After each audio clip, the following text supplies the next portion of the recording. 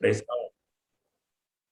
जैसे लिए आने वाला प्रभु यीशु मसीह की अति पवित्र नाम में सब पवित्र लोगों को मसीह बना रहता हूँ।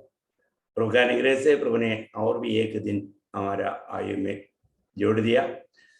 जो भी दिन मिलता है, समय मिलता है, प्रभु की संगति में रहकर प्रभु यीशु मसीह की स्वभाव में, जीवन में बढ़ना, ये हम हर एक पवित्र लोगों के बारे में प्रभु की इच्छा है।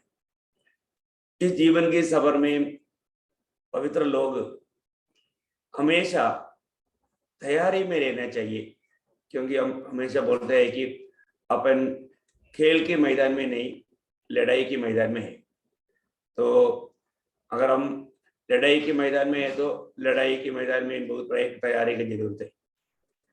हर एक बातों में हमको एक तैयारी। आज मैं आपको मसीहत में जरूरतमंद कुछ तैयारियों की बात है, वो बातों के ऊपर आपको थोड़ा सा बातें बताना चाहता हूँ कि मैं वास्तव में ऐसे बातों के लिए हमेशा तैयार रह पाता है कि नहीं। क्योंकि कई विषय में हमारा अज्ञानता का कारण हमको धोखा भी हो जाता है। इसलिए हमें प्रभु में होने के खातिर तैयार रहने वाला कुछ विषयों के बारे में अपना समय के अंदर आपको मैं बताना चाहूंगा। उसमें सबसे बड़ी बात, सबसे पहला बात है, हम गवाही देने के लिए तैयार रहना। सबसे पहली बात है, प्रभु के लोग गवाही देने के लिए तैयार रहना। पहला पत्रोस उसका 3रा अध्याय उसका 15 वचन में, पहला पत्रोस 3रा अध्याय का 15 वचन में पत्रोस मानव बोलता है कि तुम लोगों का, तुम्हारा आशा का विषय में जो भी पूछे तुझे क्या करना चाहिए, उनको गवाही देने के लिए तैयार रहना चाहिए। पर मसीह को प्रभु जानकर अपने अपने मन में पवित्र समझो। जो कोई तुमसे तुम्हारी आशा के विषय में कुछ पूछे, जो कोई तुमसे तुम्हारे आशा के विषय में कुछ पूछे, उसे उत्तर देने के लिए सर्वदा तैयार रहो। हाँ, देखा, सर्वदा उसको उत्तर देने के लिए। मतलब हमारे जीवन में, मसीह जीवन में और लोगों की जैसा नहीं, एक बड़ा आशा भरा जीवन बिताने वाले लोग हैं मसीह लोग। और वो दुनिया की बात नहीं, अनंत काल की बात है, स्वर्ग की बात है। इतना सुंदर बात है, क्योंकि मसीहों को देखने वालों को भी लगता है कि ये क्या, इनको कुछ कुछ तो अलग आशा है। इनकी आशा एकदम ये दुनिया का नहीं है, वो तो देखने वाला ही पहचान लेता है। तो क्योंकि इतना तो दुख, संकट, कष्ट, मुसीबतों में सब वे लोग बहुत आनंद के साथ सह करके आगे बढ़ता है, और तभी भी उनकी चेहरा चमकता है। बहुत बड़ी बात है। पवित्र लोगों को मैं बताना चाहता हूँ, प्रभु हमको, आप प्रभु का चुना हुआ लोग, कोई भी समय के लोग क्यों ना हो, प्रभु का गवाही देना एक बहुत बड़ा जरूरत बात है। क्योंकि प्रभु का लोगों में एक गवाही है, प्रभु में आया हुआ हर एक लोगों में गवाही है। क्योंकि जो मसीह यीशु में है वो नया सृष्टि है। तो पुराना जीवन कैसा था, ऐसे एक सत्य गवाही प्रभु के लोगों में रहता ही है। जब आपको मालूम है, पुराना नियम में इसराइल प्रभु का गवाह था, इसराइल को प्रभु का गवाही देना था। अगर आप यशायाह नबी किताब 43 अध्याय उसका 10-11 वचन पढ़ेगा तो वहां पर मतलब यहोवा परमेश्वर इसराइल के बारे में कहता है। यशायाह 43 उसका 10-11 वचन, यहोवा की वाणी में तुम मेरे साक्षी हो। देखा, तुम मेरी साक्षी हो बोलेगा, मतलब इसराइल के लोग प्रभु का साक्षी था, गवाह था। और मेरे दास हो, जिन्हें मैंने इसलिए चुना है कि समझकर मेरी प्रतीति करो और यह जान लो कि मैं वही हूँ। मुझसे पहले कोई परमेश्वर न हुआ और न मेरे बाद कोई होगा। मैं वही यहोवा हूँ और मुझे छोड़ कोई उद्धार करता नहीं। देखिए कितना गहरी बात है ना। अभी इसराइल लोगों को इसका बहुत गहरा अनुभव है। प्रभु का लोग, प्रभु के ओर से चुराया गया हुआ लोग है।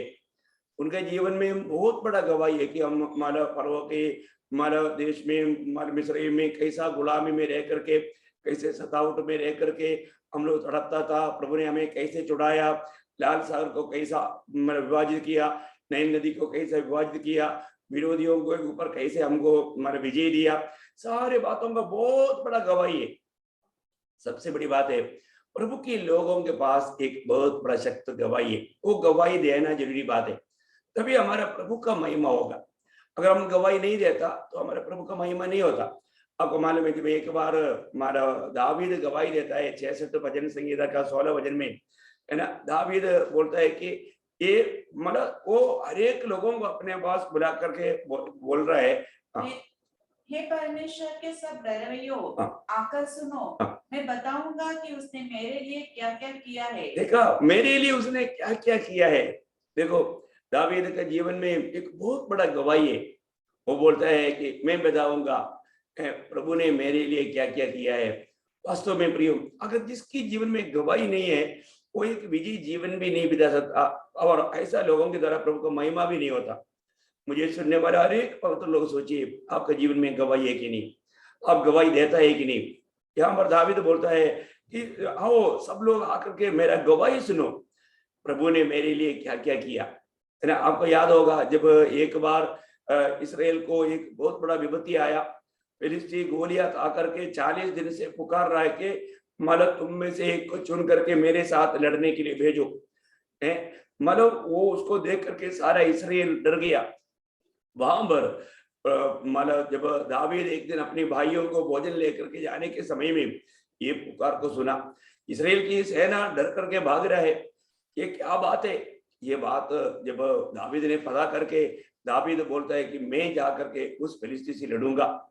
ये बात सुना तो जब दावीद को शाऊल के पास लेकर गया, शाऊल राजा ने दावीद को देखते बोलता है, अरे बच्चे तो क्या मजाक उड़ाता है क्या, वो कौन है, वो इतना भयंकर एक दानव है, उसको देख करके कोई इसराइल में इतना अच्छा अच्छा योद्धा होने पर भी उनमें से एक भी आगे आने के लिए तैयार नहीं, उसको देख करके सब लोग डर जा रहा है। लेकिन मैं आपको एक बात बताऊं, वहां पर देखो मतलब शाऊल राजा का ओपिनियन, उनका खाने का बातों को बदलकर उनका भी दिल में इतना हिम्मत दिलाने लायक है दावीद का गवाही था। दावीद ने क्या कहा आपको मालूम होगा, पहला शामूएल 17 अध्याय उसका 32 से 37 तक पढ़ेंगे, मतलब पहले शामूएल उसका 17 अध्याय उसका 32 से 37 उस। तब दाऊद ने शाऊल से कहा, किसी मनुष्य का मन उसके कारण कच्चा न हो, तेरा दास जाकर उस फलिस्ती से लड़ेगा।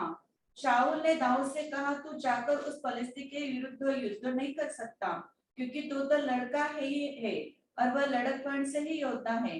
दाऊद ने शाऊल से कहा, तेरा दास अपने पिता की भेड़ बकरियां चराता था, और जब कोई सिंह या भालू झुंड में से मेमना उठा ले जाता, तब मैं उसका पीछा करके उसे मारता और मेमने को उसके मुंह से छुड़ा लेता, और जब वो मुझ पर हमला करता तब मैं उसके केश को पकड़कर उसे मार डालता था। तेरे दास ने सिंह और भालू दोनों को मारा है, और वह खतनारहित फलिश्ती उसके सामने सामने हो जाएगा, उसके समान हो जाएगा, क्योंकि उसने जीवित परमेश्वर की सेनाओं को ललकारा है। फिर दाऊद ने कहा, यहोवा जिसने तुझे सिंह और भालू दोनों के पंजे से बचाया है, वह तुझे उस फलिश्ती के हाथ से भी बचाएगा। शाऊल ने दाऊद से कहा, जा, यहोवा तेरे साथ रहे। हाँ देखिए, अभी दाऊद का गवाही सुनने के समय में देखो पहले शाऊल ने क्या बोला, है तुम तो एकदम लड़का है, वो बहुत बड़ा योद्धा है, वो मानो उसके सामने जाने के लिए तुम्हारे पास ताकत नहीं है, तुम उससे लड़ नहीं सकता, ये सारे बात बताया था। लेकिन दावीद अपना जीवन में प्रभु ने उसके जीवन में किया हुआ उन गवाहियों को दिया। अब देखिए प्रियो, प्रभु की मतलब कार्यों को, प्रभु ने जीवन में किया हुआ कामों को जब दावीद ने जब गवाही दिया तो क्या हुआ, शाऊल का विचारधारा बदल गया। वो बोलता है कि जरूर जाओ, शाऊल बोलता है कि दाऊद को कहा, जाओ यहोवा तेरे साथ रहे। देखा प्रभु साथ में है तो प्रियो विजय वहां पर है। आज भी हमेशा हमको ये बात को परखना है, प्रभु मेरे साथ है क्या। जहां पर भी अपन जाता है प्रभु हमारे साथ होना चाहिए। भक्त का सबसे बड़ा जिम्मेवारी ये परखते रहना है, प्रभु मेरे साथ है कि नहीं। जैसा दूसरा कुरिन्थी 13:5 में पौलुस बोलता है, तुम विश्वास में हो कि नहीं, ये बात को परखो, और विश्वास में है तो प्रभु यीशु मसीह तुम्हारे साथ है, प्रभु तुम्हारे में है। बहुत बड़ी बात है। हम विश्वास में कदम बढ़ाना, ये मसीह जीवन की यात्रा विश्वास की यात्रा है। एक एक बातों में सावधान रहना प्रियो, अपने आप को परखना, प्रभु मेरे साथ है कि नहीं, मैं अकेला चल रहा है या प्रभु के साथ चल रहा है। हमारा प्रभु में आने के बाद में हमारे जीवन की यात्रा हर पल हम प्रभु के साथ होना चाहिए। उसके लिए प्रभु ने हमको ये दुनिया से अलग किया। प्रभु मूसा भी प्रार्थना करता था, प्रभु अगर तू मेरे साथ हमारे साथ नहीं है तो हमको यहाँ से नहीं भेजना। प्रियो, प्रभु हमारे साथ रहना, वो हमारा विजय करेगा। सिर्फ अभी दावीद मतलब प्रभु के साथ गया और हमको बाकी बात मालूम है कि कैसे उन्होंने परिस्थिति के ऊपर विजय पाया है। सबसे बड़ी बात है ये गवाही, हमारा ये गवाही प्रियो प्रभु में आने के बाद में आज हम अपनी गवाही दे पाता है क्या? पुराना नियम में गवाही देने के लिए भी जब अनुवाद का किताब व्यवस्था विवरण 6वां अध्याय उसका 17 वचन में, व्यवस्था विवरण 6 अध्याय का 17 वचन में व्यवस्था का बात पर भी हमें बहुत सावधान रहना था। हाँ पढ़िएगा। अपने परमेश्वर यहोवा की आज्ञाओं, चेतावनियों और विधियों को जो उसने तुझको दी है सावधानी से मानना। सावधानी से मानना। देखिए यहाँ पर भी ये बात हमें देखता है कि ये जो हमारा जो गवाही जो है ये क्या करना है हमारा वो सावधानी से मानना। प्रियो, ये बहुत हमारा जिम्मेवारी की बात है। गवाही देने के समय में भी हमारे जीवन में कुछ गलत गवाही ना दे, है ना। अनेक बातों में प्रभु की वचन के अनुसार, प्रभु की दिल के अनुसार हम अनेक काम को करना, नहीं तो हमारा मतलब प्रतिफल हम खो देगा। तो सबसे बड़ी बात है कि हम लोग मतलब प्रभु में आने के बाद में प्रियो एक बात मैं आपको बताना चाहता हूँ।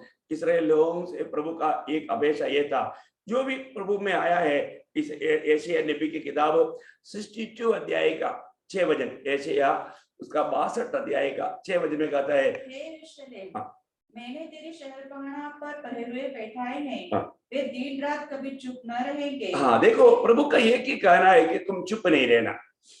बोलने का मतलब तो बताते जाना। एक बहुत बड़ा गहरी बात है प्रियो। प्रभु में आया हुआ लोग प्रभु का गवाही देने में कभी भी पीछे नहीं हटना। वे लोग गवाही देते रहना है अपने को जो भी वक्त मिलता है, क्योंकि ये एक गवाही दूसरे गवाही को खड़ा करता है। और आप जितना गवाही देते जाएगा वास्तव में आपके अंदर स्वर्गीय गुण, स्वर्गीय ज्ञान बढ़ते जाएगा। क्योंकि 19 वचन संहिता का 7 वचन का भी पाठ में हम देखते हैं कि जो भी प्रभु का गवाही है वो गवाह सच्चा माना ज्ञानी बन जाता है। उनको प्रभु अपना स्वर्गीय ज्ञान से भर देता है। एक अनमोल अवस्था है ना, उसका पढ़ सकता है 19 का 7। विश्वास योग्य है, सावधान लोगों को बुद्धिमान बना देती है। हमारा प्रभु का गवाह है, साधारण लोगों को, साधारण लोगों को बुद्धिमान बनाता है। माना बोलने का मतलब साधारण से साधारण एक विश्वासी को भी बुद्धिमान बनाता है। कौन? एक प्रभु का सच्चा गवाह, प्रभु यीशु मसीह का गवाह बनना। एक बात को जानना, आज प्रभु का गवाही देने वाले लोगों को दुनिया बोलता है कि ये ज्ञान की बातें तुझे कहाँ से मिला है। मैंने ऐसा बहुत लोगों का गवाही सुना है, अनपढ़ लोग, पढ़ा लिखा भी नहीं, बड़े बड़े ज्ञानियों को जब वचन सुनाता है तो वे लोग अचंभा होकर बोलता है कि ये ज्ञान की बातें तुम्हें कहाँ से मिला। ये इतना गहरी बातें है। हाँ प्रियो, प्रभु का गवाह उनको ज्ञानी बनाता है ना। प्रभु मतलब कितना महान कार्य ऐसे साधारण से साधारण लोगों के द्वारा करता है। चेले लोगों में भी जब प्रभु के वेद की बातों को जब कहता था, सुनने वाला चकित होते थे कि साधारण लोग थे, लेकिन ये मसीह की साथ था। ये बात जान करके प्रभु को महिमा मिला। मैं आपको बताना चाहता हूँ, अपना गवाही में बहुत बड़ा सामर्थ्य प्रियो। अपने को गवाही देना ये हमारा कर्तव्य है। आज हम मसीह में हैं, एक सच्चा आशा के साथ अपन जीवन बिताता है क्या? हमारा जीवन को देख करके लोग पूछेगा कि कैसे क्या बात है, आप इतना प्रयास में, तकलीफ में भी इतना आनंदित होकर के, इतना खुशी में होकर के आप इतना मतलब प्रभु का भक्ति कर रहे हैं। ये साधारण लोगों से नहीं हो पाने वाला बात है, ना होने वाला बात है। हाँ यही तो बात है। प्रभु के साथ चलने वाले लोगों के जीवन में यीशु मसीह अपने साथ चलने वाला चेलों को ये गवाही दिया। यूहन्ना का सुसमाचार 15 अध्याय उसका 27 वचन में, यूहन्ना का सुसमाचार उसका 15 अध्याय का 27 वचन, और तुम भी मेरे गवाह हो क्योंकि तुम आरंभ से मेरे साथ रहे हो। देखा, यीशु मसीह के साथ रहने वाले लोगों के पास एक गवाही रहता है। देखो बहुत बड़ी बात है। प्रभु कहता है कि तुम आरंभ से मेरे साथ रहा है, इसलिए तुम मेरा गवाह है, तुम मेरा गवाही। वो हम सबसे चाहता है हम प्रभु का गवाही दे, है ना। प्रभु ने उसके लिए प्रभु अपने को पवित्र आत्मा दिया। आपको याद है प्रेरितों का 12 अध्याय का 8 वचन में हम पढ़ता है कि जब पवित्र आत्मा तुम पर आएगा तुम सामर्थ पाएगा, तब तुम यरूशलेम में, यहूदिया में, शमरिया में और जगत का चौर चौर तक जाकर के मेरा गवाह बनना। हाँ प्रियो, हमें गवाही देने के लिए प्रभु ने ये नया जन्म दिया है, प्रभु की आत्मा हमको दिया है।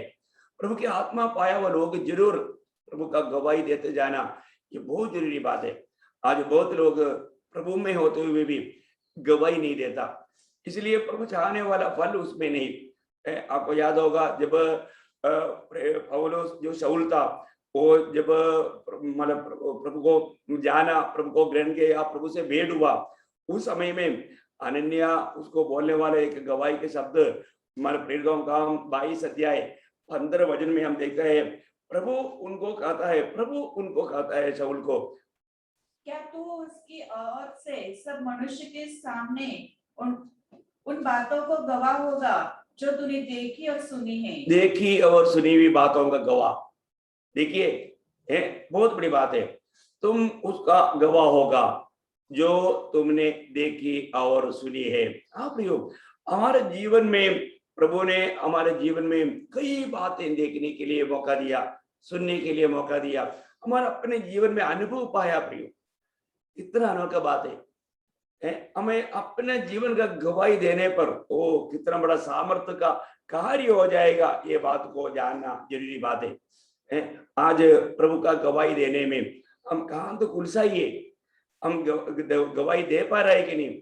जरूर कई लोग गवाही क्यों नहीं देता, क्योंकि उनको मालूम है कि कई लोग गवाही दिया तो उनको बहुत तकलीफ पड़ा, बहुत प्रतिकूल हुआ, कई लोग मारा गया, है ना, इसलिए डर करके नहीं बोलता।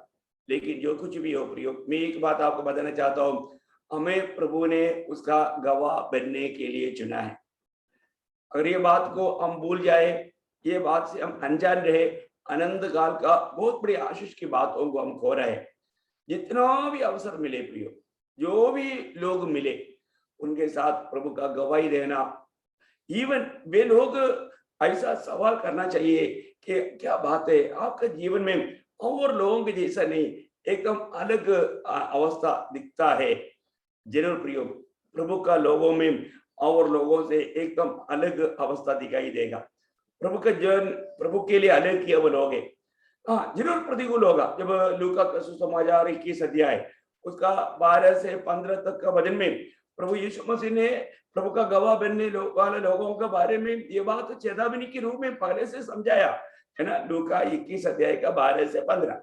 तुम्हें सब बातों से पहले वे मेरे नाम के कारण तुम्हें पकड़ाएंगे। मेरे नाम के कारण, क्योंकि यीशु मसीह के नाम में हम जब गवाही देता है उस नाम के कारण पकड़ेंगे, सताएंगे और पंचायतों में सौंपेंगे और बंदीगृह में डलवाएंगे और राजा और हाकिमों के सामने ले जाएंगे। पर यह तुम्हारे लिए गवाही देने का अवसर ही हो जाएगा। इसलिए अपने अपने मन में ध्यान रखो कि हम पहले से उत्तर देने की चिंता न करेंगे, क्योंकि मैं तुम्हें ऐसा बोल और बुद्धि दूंगा कि तुम्हारे सब विरोधी सामना या खंडन न कर सकेंगे। देखिए यहाँ पर मतलब कोई भी रीति में हमें डरने की जरूरत नहीं। वे लोग कुछ सवाल करेगा तो मैं जवाब कैसे दूंगा, ऐसा चिंता करने की जरूरत नहीं, क्योंकि प्रभु का यहाँ पर क्लियर वायदा है कि मैं तुम्हें ऐसा बोल और बुद्धि दूंगा। बहुत बड़ी बात है ना, तुम्हारे सब विरोधी सामना या खंडन ना कर सके। देखिए कितना बड़ी बात है। हमारे जीवन में कैसा भी प्रतिकूल में खड़ा होने दो, उस समय में प्रभु हमें इतना सामर्थ देगा, प्रभु उसका महिमा के लिए हमें इस्तेमाल करेगा, प्रभु वहां पर लज्जित नहीं होने देगा। और ये अनुभव हर एक भक्तों के जीवन में, मैं आपको बोलता हूँ, मुझे सुनने वाला बहुत पवित्र लोग प्रभु यीशु मसीह का गवाही देने के टाइम पर मैंने भी बहुत बार देखा है कि बहुत लोग जब गवाही देने के समय में उल्टा उल्टा जो सवाल आता है उसको भी कितना मतलब नरम होकर के नम्रता से उनको समझने लायक के लोग उत्तर देता है। बहुत बड़ी बात है, प्रभु देता है। प्रभु उस समय में महान कार्य करता है। मैं आपसे अपेक्षा करता हूँ प्रियो, इस जीवन में हम जब गवाही गवाही देने वालों के साथ जरूर विरोधी लड़ाएगा, इसमें कोई शक नहीं। इसलिए कई लोग मतलब लड़ाई से डरता है। डर डर एक बड़ा धोखा है। प्रभु ने हमें डर से मुक्त किया, आपको मालूम है? अगर डरता है तो आपको मालूम है ना, पुराने नियम में भी प्रभु ने जब व्यवस्था दिया था ना, अनुवाद का किताब 20 अध्याय का 8 वचन में प्रभु का व्यवस्था में लिखा है, डरपोक लोगों को लड़ाई में लेकर नहीं जाना। देखिए मसीह जीवन गवाही देने का जगह भी एक भयंकर लड़ाई का जगह है ना, वहां पर 20 का 8। इसके अलावा सरदार सिपाहियों से यह भी कहे, कौन कौन मनुष्य है जो डरपोक और कच्चे मन का है, वह भी अपने घर को लौट जाए। ऐसा न हो कि उसकी देखा देखी उसके भाइयों का भी युवा टूट जाए। हाँ देखिए, यहाँ मतलब यहाँ टूट गया तो वो लोग भी भाग जाएगा, इसका मतलब बुरी तरफ से हट जाएगा। डरपोकों को साथ में लेकर नहीं जाना, है ना। गिदयोन जब मतलब सेना को लेकर गया, प्रभु ने क्या बोला? सबसे पहले ये घोषणा करने के लिए बोला, जो डरपोक है वो वापस जाए। 32,000 साथ में आया था, एक ही घोषणा में 22,000 वापस गया। अब देखो डरपोक लोग, ऐसा मसीह लोगों में भी है। प्रियो, हमने कोई डर की आत्मा नहीं पाया। हमारे जीवन में प्रभु में आने के समय में एक संपूर्ण समर्पण प्रभु के लिए किया है। आज हमें पढ़कर देखना है, आज भी मुझ में कौन सी आत्मा काम कर रहा है। उस पुत्रत्व की आत्मा है तो, मसीह की आत्मा है तो, वो डर की आत्मा नहीं प्रियो है। अपने आप को परखना है। प्रभु का वचन क्लियर, जब दूसरा तिमोथी पहला अध्याय का 7 वचन में लिखा है कि हमने कैसे आत्मा पाया है? क्योंकि परमेश्वर ने हमें भय की नहीं, हाँ, परमेश्वर ने हमको भय की नहीं, पर सामर्थ और प्रेम और संयम। देखा कौन सा आत्मा दिया? प्रभु ने हमें भय की आत्मा नहीं दिया, सामर्थ और प्रेम और संयम की आत्मा दी है। प्रियो, हमने पाया हुआ आत्मा बराबर है कि नहीं? अपन नया जन्म पाया करके चल रहा है, पर तो आज भी हम कौन सी आत्मा का अधीन है? जरूर परखना प्रियो है। हम लोग पाया हुआ आत्मा बराबर है कि नहीं, सही आत्मा है कि नहीं? प्रभु के साथ चलने के टाइम पर भी कई बार हम और आत्मा के अधीन हो सकता है। एक बार प्रभु यीशु मसीह ने चेलों को पूछा, वो सवाल आपको याद होगा, लूका 9:55 में क्या बोला? प्रभु, वो लोग बोलते हैं, शमरिया के लोगों ने जब प्रभु को नहीं स्वीकारा, वो याकूब और यूहन्ना क्या बोलता है, हम अभी एलिया जैसे कहा, इनके ऊपर आग उतरवा करके उनको खत्म करो। तो प्रभु बोलता है, तुम नहीं जानता तुम किस आत्मा का अधीन है ना। कैसे? तुम नहीं जानते कि तुम कैसे आत्मा के हो। हाँ, तुम कैसी आत्मा की हो। देखा, तुम नहीं जानते कि तुम कैसी आत्मा के हो। मतलब तुम में अभी कौन सी आत्मा काम कर रहे है? तुम प्रभु हमारे पापियों का उद्धार करने के लिए आया, पर तो अभी ये नाश करने के बाद सोच रहे हैं। कितना दुख की बात है। कौन सी आत्मा है? किस आत्मा का अधीन है? प्रियो, हमारे जीवन में हमको हमेशा परखना है, किस आत्मा का अधीन है? कोई डर की आत्मा है क्या? मसीह लोग जरूर लड़ाई के मैदान में प्रियो, जब से हम प्रभु में आया, प्रभु के सत्य वचन मानता है तो, प्रभु का गवाही देता है तो, ऐसा लोगों से विरोधी को लड़ाई है। ऐसे लोगों से ही विरोधी लड़ता है। देखो, जो लोग गवाही नहीं देता, जो लोग प्रभु का वचन को नहीं मानता, उससे शैतान क्यों लड़ने का? वो तो उसका पूणी में है, उसकी तैली में है। वो भी एक प्रकार शैतान का ही हथियार है, क्योंकि उनकी द्वारा परमेश्वर का निंदा करने के लिए शैतान को बहुत आसानी है। परंतु जो लोग प्रभु का सत्य वचन को मानेगा, जो लोग प्रभु यीशु मसीह का गवाही देगा, उनके खिलाफ शैतान काम करता ही है। आज मैं आपको बताना चाहता हूँ, आज विश्वासियों में बहुत से लोग डर के कारण वो मानव प्रभु का गवाही नहीं देता। मानव विरोध आएगा, प्रतिकूल आएगा, इन बातों से डर रहा है। प्रियो, प्रभु के वचन में क्लियर, जब प्रकाशित वाक्य 12 अध्याय उसका 17 वचन में लिखा है, प्रकाशित वाक्य 12 अध्याय उसका 17 वचन। तब अजगर स्त्री पर क्रोधित हुआ और उसके शेष संतान से जो परमेश्वर की आज्ञाओं को मानते और यीशु की गवाही देने पर स्थिर है। देखा, यीशु मसीह की गवाही देने पर स्थिर है, लड़ने को आया। हाँ, देखा, आप देखिए, जो परमेश्वर की आज्ञाओं को मानते और यीशु की गवाही देने पर स्थिर रहते हैं, उन लोगों से लड़ने के लिए गया। देखा शैतान क्या करता है प्रियो? शैतान सिर्फ उन लोगों से लड़ता है जो लोग परमेश्वर की आज्ञाओं को मानते हैं, जो लोग प्रभु यीशु मसीह की गवाही दे रहे हैं। वो उस गवाही देने से हटता नहीं, वो गवाही देते रहता। हाँ, ये तो बात है प्रियो। एक सच्चा विजयी जीवन आप बिता पा रहा है कि नहीं, ये बात को परखो। आज आप प्रभु को ग्रहण करने के बाद में, प्रभु में आने के बाद में, प्रभु का वचन मानने में, प्रभु का गवाही देने में कहां तक स्थिर रहा? देखिए, अपने जीवन को परखो। आप ये भी वचन सुनता है तो अपने आप को जांचो, परखो। ये जो प्रभु का गवाही देना, प्रभु का वचन में बना रहना, ये उधार पाए हुआ सबका कर्तव्य है प्रियो। ये सिर्फ प्रभु का दासों का ही कर्तव्य नहीं, सारे उधार पाए हुए लोगों का कर्तव्य है ना। आज मैं एक विजयी जीवन बिता पा रहा है कि नहीं? विजयी जीवन बिताने वाला लोगों के लिए ये बहुत जरूरी बात है। मैं आपको बताऊं, एक बहुत जरूरी बात है कि वो प्रभु के लिए हमेशा मानव गवाही देते हुए प्रभु के वचन को मानने के लिए तैयारी अवस्था में रहे। उसी अध्याय का 11 वचन में आप देखिए, विजयी लोगों का चिन्ह, विजयी लोगों का एक सच्चा गवाही 12 का 11। वे मेढ़े के लहू के कारण हाँ। और अपनी गवाही के वचन के कारण हाँ। उस पर जयवंत हुए। हाँ। और उन्होंने अपने प्राणों को प्रिय न जाना। देखो, ये सबसे बड़ी बात है ना, उन्होंने अपने प्राणों को प्रिय नहीं जाना। प्रियो, विजयी लोग प्रभु के लिए मरने के लिए हर पल तैयार है? क्योंकि जो भी मसीह के लोग हैं वो मसीह के खरीदे हुए लोग हैं। अब एक प्रकार प्रभु का गुलाम है, स्वामी की आज्ञा मानने के लिए वो हर पल तैयार रहता है, रहना ही चाहिए। आज कैसा जीवन हम बिताता है? लोग मसीह में आने के बाद में वो एक आलिशान जीवन बिताने के लिए चाहता है।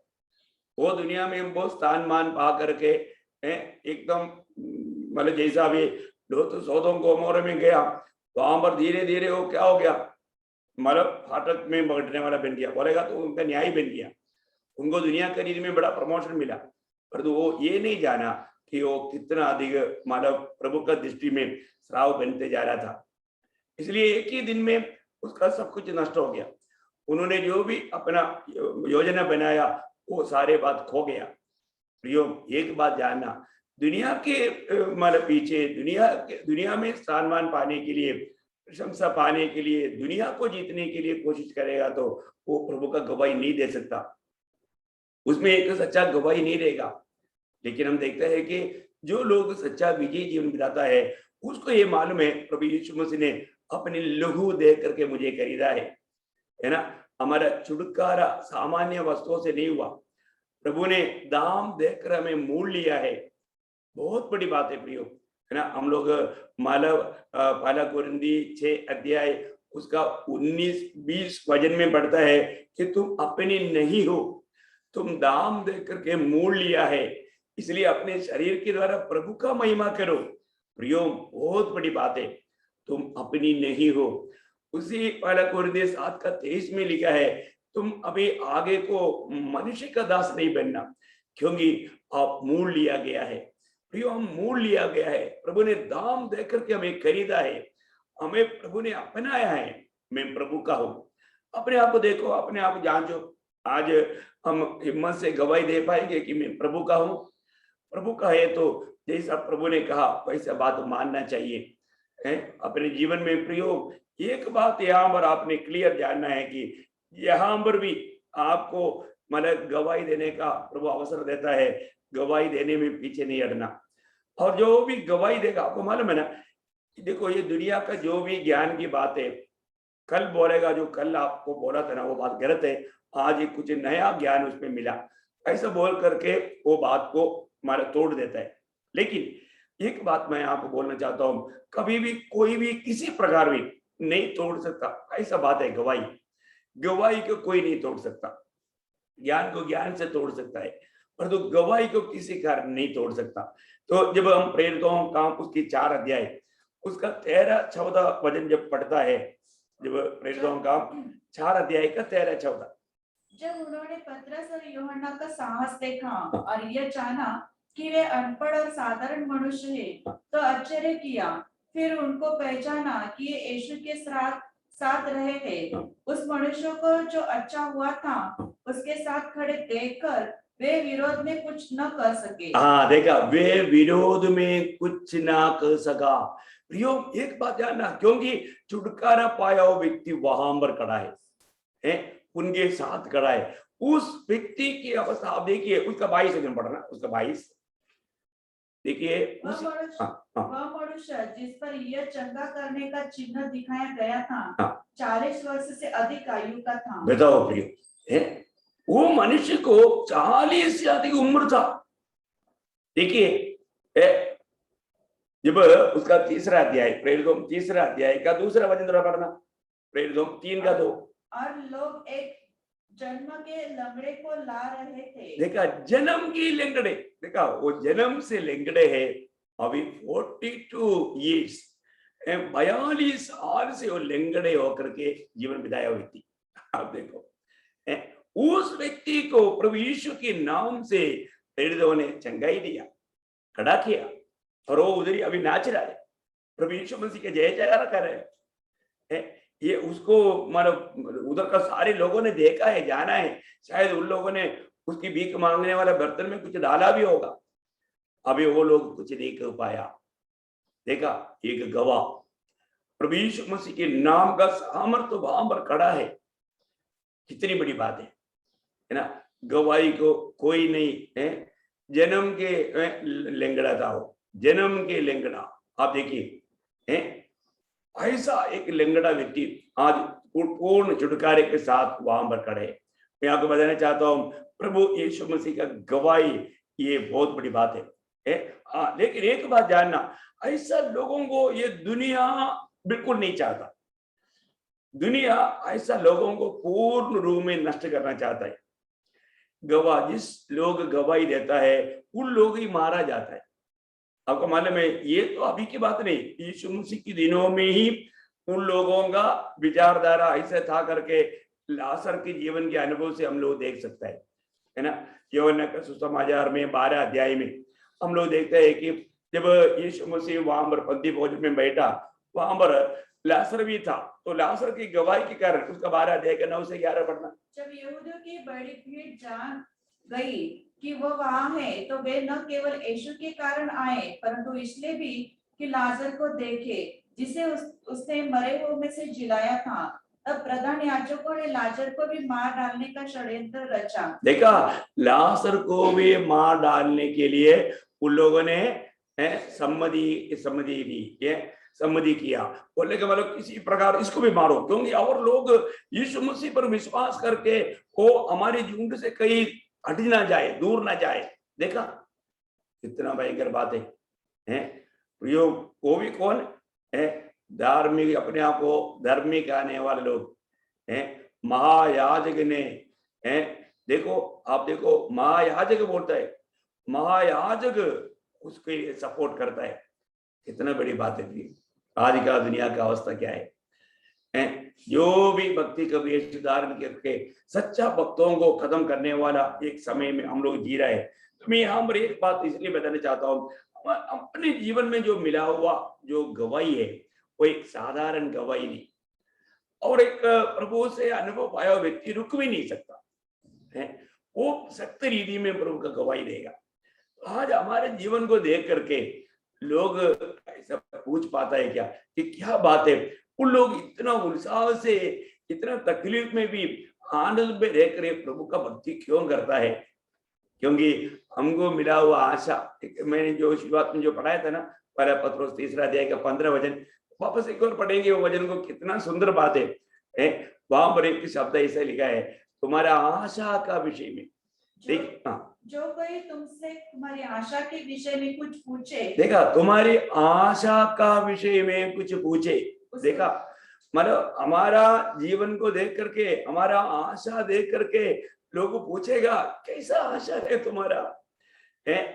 हाँ प्रियो, हमारे आशा और लोगों की आशा जैसे नहीं। एक समय में हमारे में आशा नहीं था, क्योंकि मतलब एफएससी 2:12 में लिखा है कि एक समय में हम लोग परमेश्वर रहित थे, आशा रहित थे, शांति से दूर थे, सब कुछ अकड़म पकड़म थे, है ना।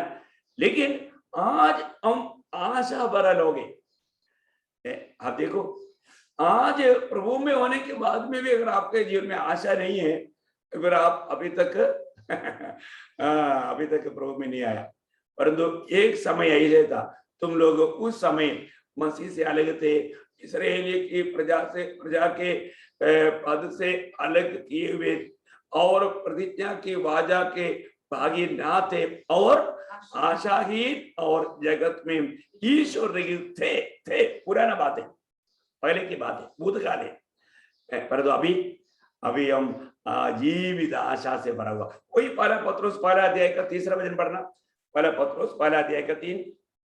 हमारे आशा का महत्व देखिए प्रियो, हमें मिला हुआ आशा वो मरा हुआ आशा नहीं, जीवित आशा। पढ़ी। हमारे प्रभु यीशु मसीह के परमेश्वर और पिता का धन्यवाद हो, जिसने यीशु मसीह के मरे हुए में से जी उठने के द्वारा अपनी बड़ी दया से हमें जीवित आशा के लिए नया जन्म दिया। देखा, जीवित आशा के लिए नया जन्म दिया। प्रियो, हमको मिला हुआ आशा जीवित आशा है। क्या नाम है? वो कभी भी मरेगा नहीं।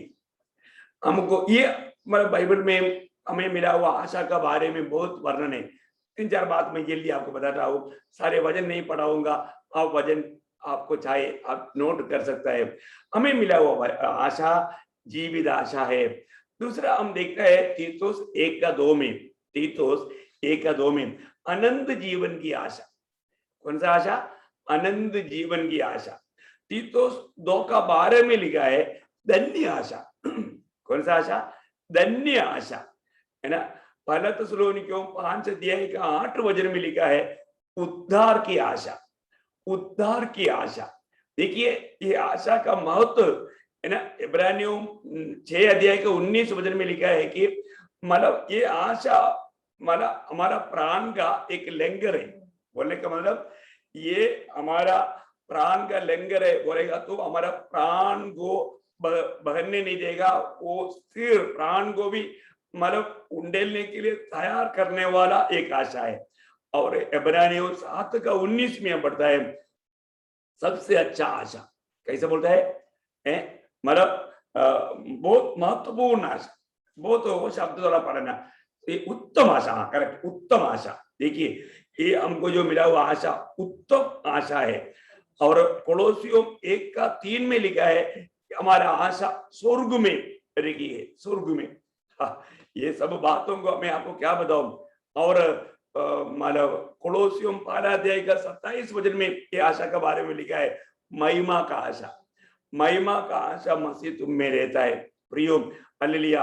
हमको और रोमियो 5:2 वचन की बी पार्ट में लिखा है कि परमेश्वर की महिमा की आशा। देखिए परमेश्वर की महिमा की आशा, मैं बोलने का अर्थ यहाँ पर आशा का बारे में बहुत, परमेश्वर की महिमा की आशा। ओह क्या बात है, कितनी वर्णन करूं प्रियो। इस आशा आपको मालूम है, जब रोमियो 15:13 वचन में लिखा है इतना ये आशा का महत्व का कारण क्या है? ये आशा देने वाला परमेश्वर ये कोई दुनिया का बुद्धिमान व्यक्ति, ज्ञानी व्यक्ति, बंधु प्रदान नहीं दिया। एक आशा, ये आशा किसके ओर से मिला?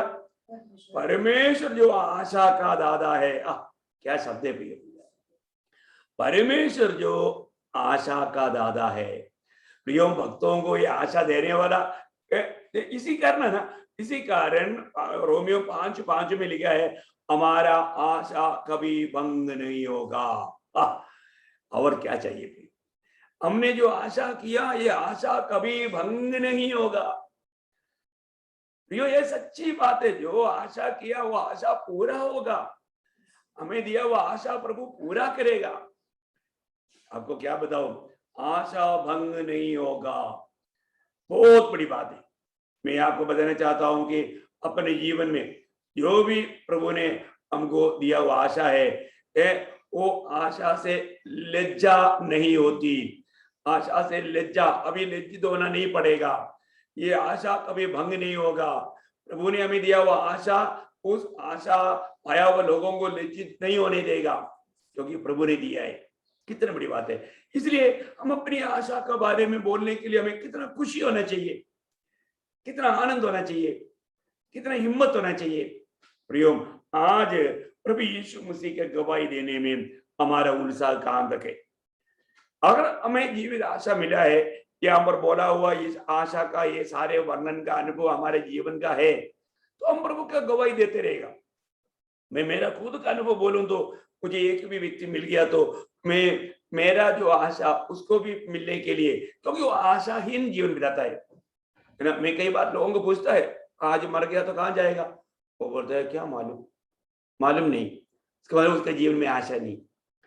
फिर आशा पाया हुआ इस बात को मालूम हुआ, हमें उनको बताना चाहिए कि नहीं?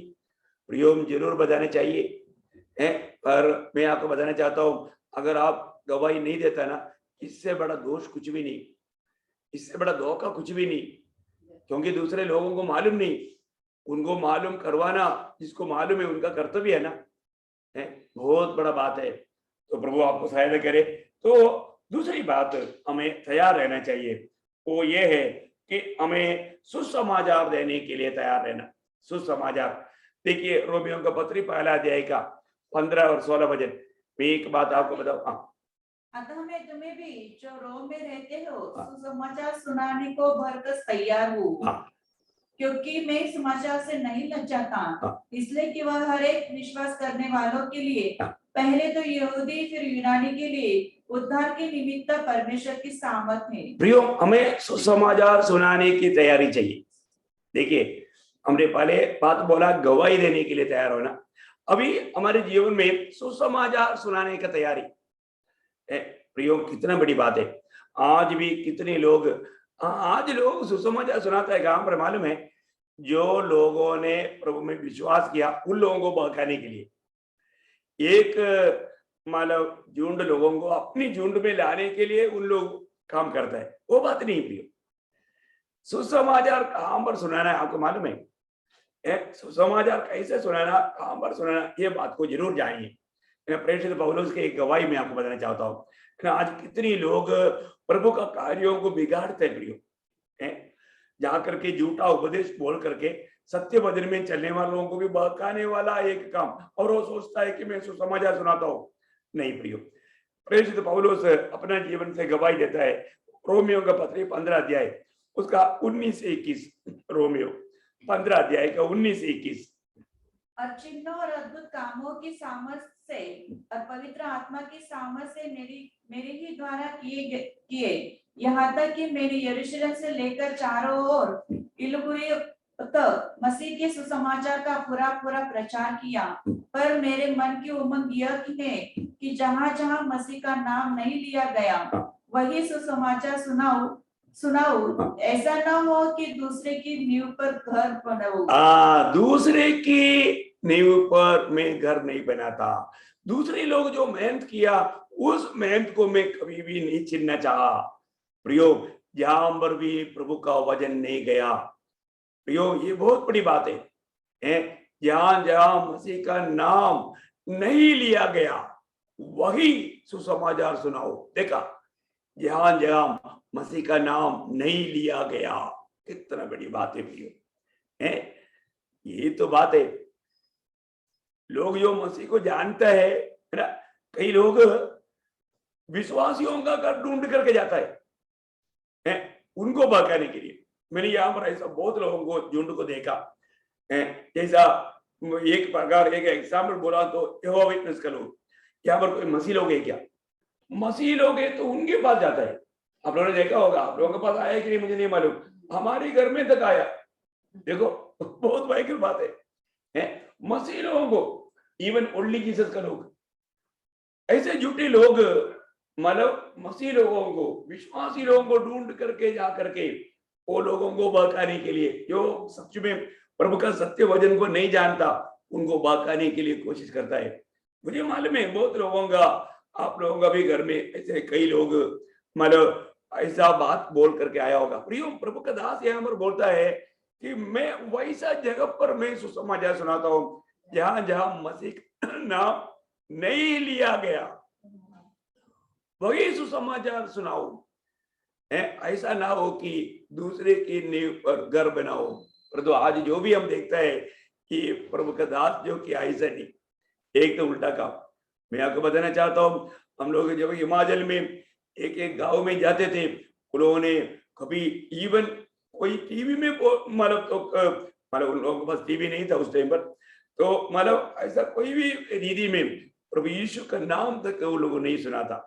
प्रियो, बहुत बड़ा आनंद है जब वो पीछे मुड़कर देखता है तो प्रभु ने चलाया हुआ वो बातों को देख करके बहुत आत्मा में, दिल में बहुत आनंद आता है। वे जो लोग प्रभु को एक बार भी प्रभु का नाम नहीं सुने थे, वहां से प्रभु ने लोगों को चुनकर प्रभु का महिमा के लिए अलग किया। हाँ प्रियो, अभी यहाँ पर पौलुस कहता है हमें कहां पर सुसमाचार सुनाना है, जहां पर मसीह का नाम नहीं लिया गया वही सुसमाचार सुनाओ। ऐसा ना हो कि दूसरे की नींव पर घर बनाओ। प्रियो, धोखा का काम ना करें, हम प्रभु का काम करें, प्रभु की इच्छा में काम करें, प्रभु की मतलब आलोचना में काम करें। ये बहुत महत्व की बात है। उसी अध्याय का 23 वचन भी थोड़ा पढ़िएगा। परंतु अब इन देशों में मेरे कार्य के लिए और जगह नहीं रही। वाह वाह वाह वाह, ये बात हमारे लिए भी एक बड़ा सवाल का बात है प्रियो। परंतु अब मुझे इन देशों में और जगह नहीं रहा। आह प्रियो, बहुत बड़ी बात है। अभी अपन नासिक में देखेगा तो प्रियो, हमारे चारों तरफ अभी कितनी ऐसे जगह है क्योंकि हमने एक बार भी वहां पर जाकर के प्रभु का सुसमाचार को नहीं सुनाया। प्रियो, हमारा बहुत बड़ा जिम्मेवारी है। हर एक पवित्र लोग जो मुझे सुन रहे हैं, मैं आपको विनती करता हूँ, अपनी चारों तरफ रहने वाले लोगों को इस तरफ नहीं, उधर दूर दूर देखो, चारों तरफ दृष्टि उठाकर देखो। जिन लोगों ने अभी तक प्रभु यीशु मसीह का नाम नहीं सुना, जिनको इस उद्धार के बारे में मालूम नहीं, उनको तक प्रभु का ये सुसमाचार पहुंचाना, उद्धार पायो हमारा बहुत बड़ा कर्तव्य है। उसके लिए हमें तैयार होना चाहिए। किसी भी प्रकार कितना भी दाम चुकाना पड़े तो भी मैं जाकर के सुसमाचार सुनाऊंगा करके हम लोग निर्णय लेना चाहिए। प्रियो, आज बहुत बार मैंने आपको बताया ना, कई रीति में लोग सुसमाचार का गवाही देने के लिए ले जाता है। अभी पौलुस से यहाँ बोलता है मैं नहीं ले जाता, मैं नहीं ले जाता। प्रियो, हम प्रभु का वचन सुनाने के लिए ले जाता है क्या? कभी भी आपको दिल में, मुझे सुनने वाला कई लोग लज्जा का कारण, आप यीशु में एक विश्वासी है, मैं एक उद्धार पाया हुआ मसीह व्यक्ति है, ऐसा बोलने के लिए आपने दिल से लज्जाया होगा। देखो, प्रभु के सामने खड़ा होने के टाइम पर उस दिन ये बात प्रकट हो जाएगा। लज्जाओ मत प्रियो, लज्जाओ मत। लज्जा होएगा तो खतरा क्या मालूम है? मरकोस उसका 8 अध्याय उसका 38 वचन पढ़ना। मरकोस 8 अध्याय का 38। ओ प्रभु, जो कोई इस व्यभिचारी या पापी जाति के बीच हाँ, मुझसे और मेरी बातों से लजाएगा, हाँ, मनुष्य का पुत्र भी जब वह पवित्र दूतों के साथ अपने पिता की महिमा से आएगा, हाँ, तब उससे भी लजाएगा। हाँ, इसका मतलब क्या है प्रियो? वो व्यक्ति का कितना बड़ा नुकसान होगा, कितना बड़ा नुकसान होगा, है? बहुत भयंकर चेतावनी है। जो लोग इस लोगों के बीच में, ये पापियों के बीच में प्रभु यीशु मसीह का गवाही देने के लिए जो लोग ले जाएगा, प्रभु कहता है मनुष्य का पुत्र भी जब वह पवित्र दूतों के साथ अपने पिता की महिमा सगित आएगा, तब उससे भी ले जाएगा। वो कितना खतरनाक चेतावनी है प्रियो, आपको समझ में आ रहा है क्या? इसका मतलब क्या है? एक दो वचन और भी पढ़ाने में चाहता हूँ। लूका का सुसमाचार उसका 9 अध्याय 26 वचन। प्रियो, यीशु मसीह ने कहा हुआ शब्द है, इसलिए इसका महत्व है, इसलिए मैं आपको पढ़ा रहा हूँ। लूका 9:26-26। जो कोई मुझसे और मेरी बातों से लजाएगा, हाँ, मनुष्य का पुत्र भी जो अपने पिता की और पवित्र स्वर्गदूतों की महिमा से आएगा, तब उससे लजाएगा। हो, ये शब्दों को बहुत ध्यान से पढ़ करके अपने साथ उसको परख कर देखो। हमारे जीवन में मैंने प्रभु का गवाही देने के लिए ले जाएगा, उसका 12 अध्याय का 8-9 वचन, उसी लूका 12 का 8-9। मैं तुमसे कहता हूँ, जो कोई मनुष्य के सामने मुझे मान लेगा, उसे मनुष्य का पुत्र भी परमेश्वर के स्वर्गदूतों के सामने मान लेगा। परंतु जो मनुष्य के सामने मेरा इनकार करे, उसका परमेश्वर के स्वर्गदूतों के सामने इनकार किया जाएगा। देखो, इसका मतलब वो व्यक्ति के लिए कितना भारी नुकसान रहेगा प्रियो, आप सोचो। है? मैं भी इसको नहीं जानता, ऐसा प्रभु बोल दिया तो फिर क्या होगा, वो व्यक्ति का क्या होगा प्रियो। हम प्रभु का गवाही देने के लिए बुलाया गया प्रियो, इस गवाही देने में कभी भी लज्जाना नहीं। 119 का 46, 119 का 46 में ये एक शब्द इसलिए मैं पढ़ना चाहता हूँ, मतलब पहले से प्रभु का दिल का इच्छा है प्रभु के लोग प्रभु का गवाही देना। 119 का 46, क्योंकि मैं तेरी आज्ञाओं के कारण सुखी हूँ और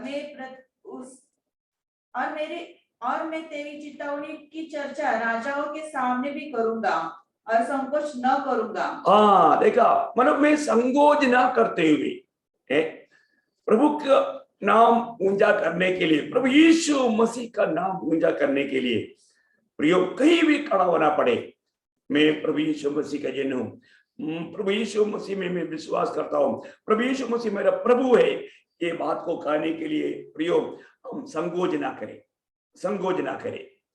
हाँ, कहीं भी खड़ा होता है तो आपको मालूम है लोग बहुत प्रकार, बहुत देवी देवताओं का नाम लेने वाले एक देश में हम लोग रहता है, परंतु सच्चा जीवित प्रभु को हमने जाना, उस प्रभु से हमने छुटकारा पाया, हमारे जीवन में उसका महत्वपूर्ण एक गवाही है, तो हमें उस प्रभु का नाम लेने में कितना खुशी होना चाहिए प्रियो। परंतु संकोच ना करे, लज्जित ना हो प्रियो, ना शर्म आए, प्रभु का नाम ऊंचा करना हमारा कर्तव्य है। अगर हम प्रभु का नाम को नहीं लेता, आपको मालूम है प्रभु का वचन में 1 कोरिन्थी 9 अध्याय का 16-17 वचन में लिखा है, यदि मैं ऐसा गवाही अगर नहीं देता, मैं प्रभु यीशु मसीह की इस संदेश को दूसरे तक नहीं पहुंचाता, मेरे लिए हाय। यदि मैं सुसमाचार सुनाऊं तो मेरे लिए कुछ घमंड की बात नहीं, क्योंकि ये तो मेरे लिए अवश्य है।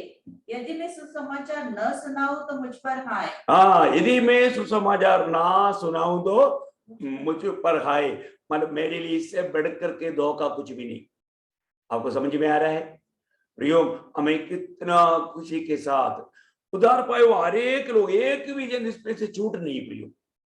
आप अगर उधार पाया है तो आपको मसीह का गवाही देना है प्रियो, सुसमाचार आपको प्रभु ने सौंपा है, सुसमाचार का गवाही देना अपना कर्तव्य है, ये बात को कभी ना भूले, है ना। प्रेरित पौलुस अपने जीवन में प्रभु को पाने के बाद उनके जीवन का दौड़ का उद्देश्य कहता है, प्रेरितों का 20 अध्याय का 24 वचन में, मैं अपना प्राण को प्रिय नहीं जानता, जो सेवा प्रभु ने मुझको दिया, परंतु मैं अपने प्राण को कुछ नहीं समझता कि उसे प्रिय जानूं, हाँ। वरन यह कि मैं अपनी दौड़ को और उस सेवा को पूरी करूं जो मैंने परमेश्वर के अनुग्रह के सुसमाचार पर गवाही देने के लिए प्रभु यीशु मसीह से पाई है। देखा, सुसमाचार का गवाही देने के लिए प्रियो, सुसमाचार को दूसरे तक पहुंचाने के लिए मैंने प्रभु यीशु मसीह से ये सेवा पाया प्रियो।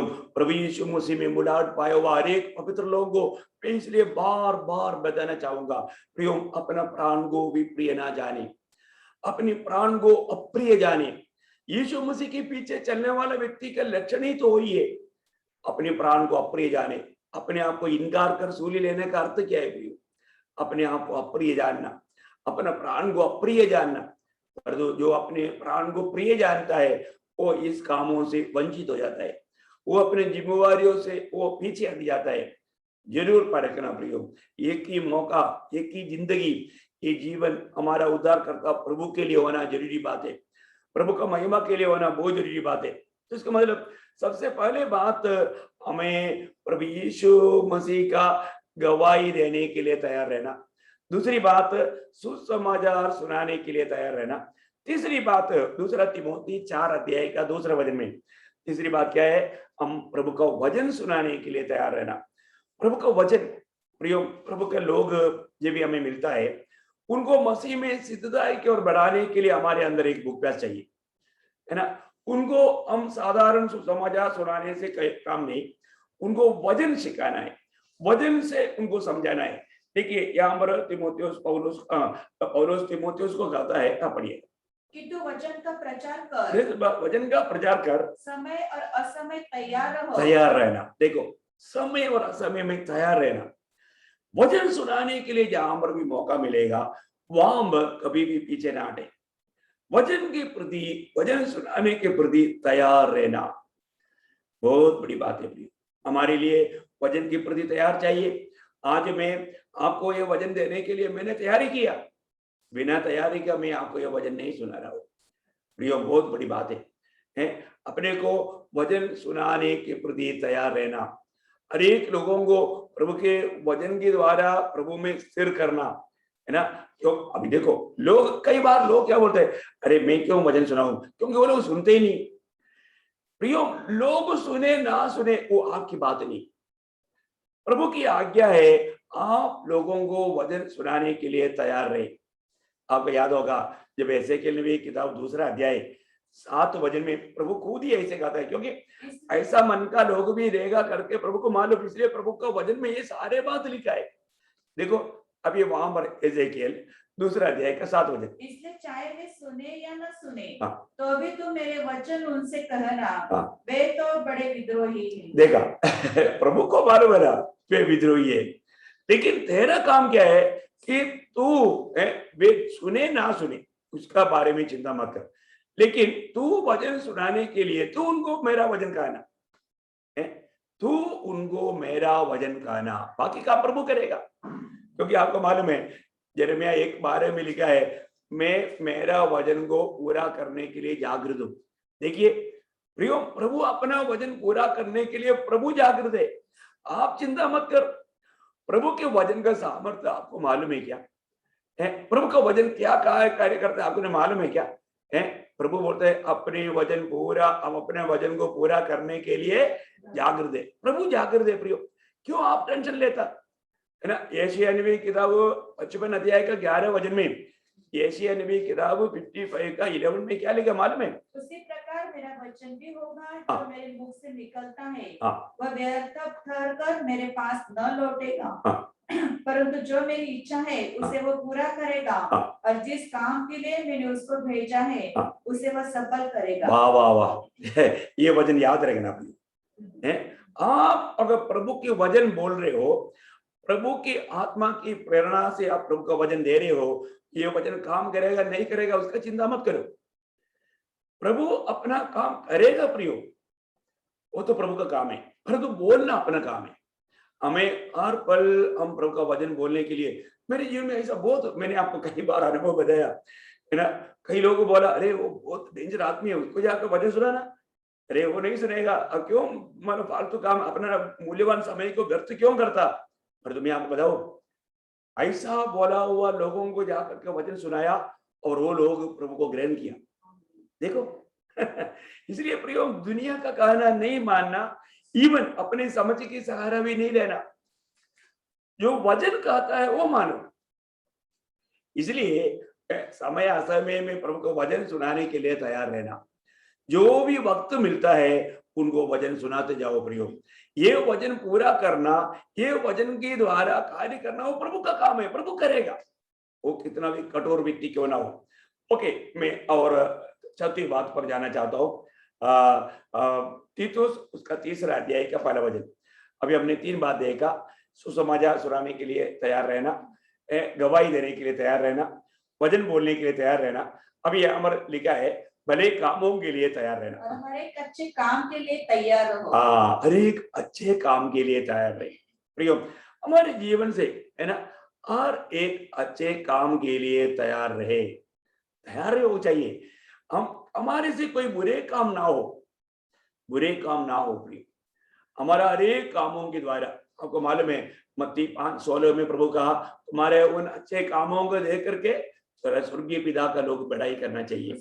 हाँ। उसी प्रकार तुम्हारा उजाला मनुष्य के सामने चमके, हाँ। कि वे तुम्हारे भले कामों को देखकर तुम्हारे पिता की जो स्वर्ग में है बड़ाई करें। हाँ प्रियो, हमारा भले काम, हम उन भले कामों के लिए सृजा करके एफेसियन 2:10 में लिखा है। मैं सारा रेफरेंस नहीं पढ़ाना चाहूंगा, लेकिन एक बात मैं आपको बताना चाहता हूँ प्रियो, हमारा जीवन में हम प्रभु में होने के कारण अच्छा फल ही आना चाहिए, बुरा फल नहीं होना चाहिए।